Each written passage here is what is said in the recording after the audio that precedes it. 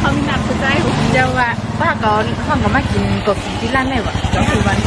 จะแข่งมาว่ะเหตุการณ์วันก็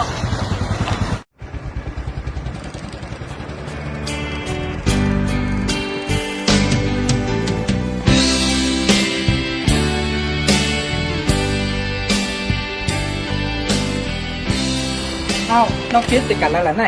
อ๋อ5 อันกว่าในร้านกาแฟเนี่ยปีเอาปีมาอย่างดีแน่แน่มาเข้ากับกินกาแฟต้องกันแล้วไหมน้องเขากัดนะทีนี้การคือเทียบกับ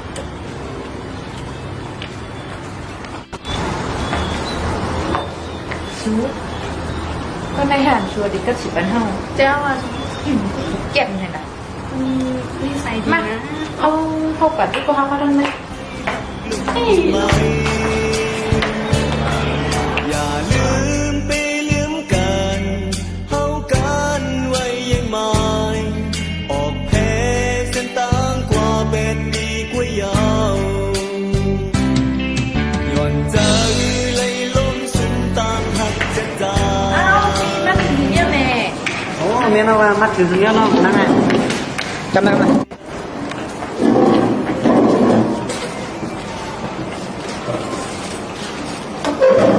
จำนองไปไหนโย่ได้กินกาแฟได้ที่สั่งมาไว้ปะนะนี่ได้เข้าใจไหน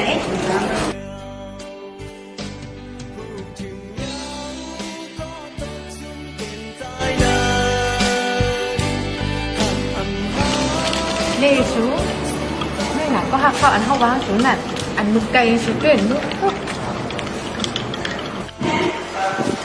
จะได้กินแล้วเนาะกินแล้วสิเนาะว่ากินยาเขาเดี๋ยวข้องอ่ะเด็กต้องกินแค่ทั้งหมดที่เขาเด็กก็กินเอ๊ะดีในเยาวกรอุกเมนลงมาคือตื่นจะอยู่มองใจเล็กนาพักยาวขึ้นละยาน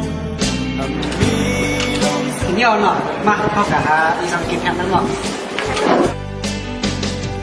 ถูกลีไปมาป้องมือหักกั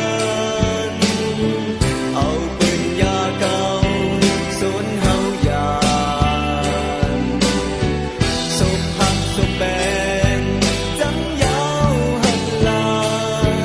ยุ่งยำหักเนื้อกันกว่าที่ไหลเป็นเส้นหมดยา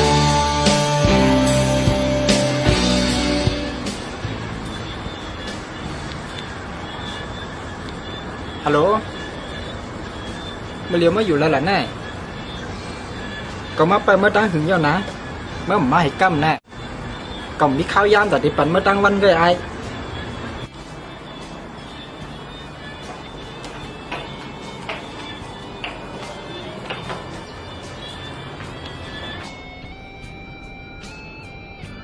เอาปีเราก็จำเป็นกว่าตั้งเลยล่ะไปกาปีห้องไปกอปีไปที่ในห้อง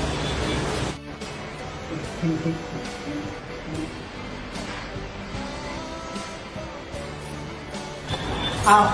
จานมาอะไรตั้งเหนือแน่ตารางเรียนห้องปัจจุบันนั่นเพชรคำยาวค่ะอ๋อค่าโบเล่งค่าสูงไหมเอาค่ามาเดียวค่าตัวในห้องก็ให้ค่ากินข้าวด้านนอกก็โอเคดีๆเพราะฉะนั้นทุกการทำงานตัวไหนก็เรียกเพราะฉะนั้นมันกับสิ่งเข้าเหมือนกันเดี๋ยวคุณต้นจับโบเล่งค่าย้อนถามตรงนึงค่ะ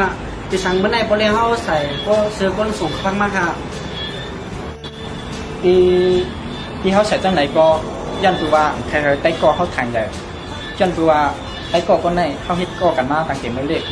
หัวมือเดียวเขาเป็นจังอยู่ก็เลยป้องกันมาถึงเขามาถึงประเทศกันในก็เขาใส่เสื้อโค้เข้มๆกากาโค้ความพัดพวกเขายันปืนในแรงเขาใส่เสื้อโค้คนส่งเขาพักมาในหนัง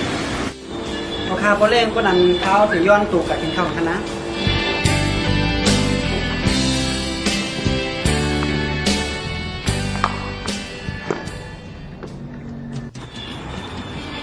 ชูผมใครก็จำเขาเยอะ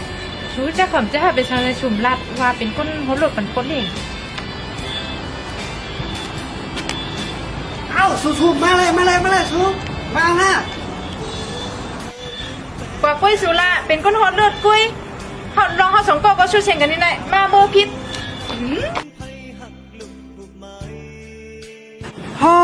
เจ้าไหนก็เมียนั่นมาแต่กินข้าวกล้วยกับแถวนั้นเขาโอ้